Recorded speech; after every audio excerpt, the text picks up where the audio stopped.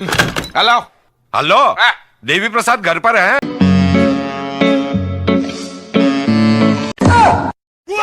हे प्रभु हे हरि राम। गोलमाल है भाई, सब गोलमाल है।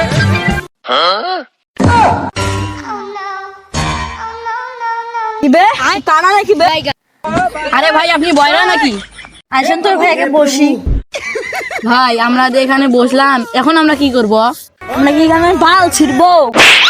उठा ले रे देवा। আমি কিছু ভুল শুনলাম নাকি? এই শালা কি আমাকে অপমান করলো নাকি?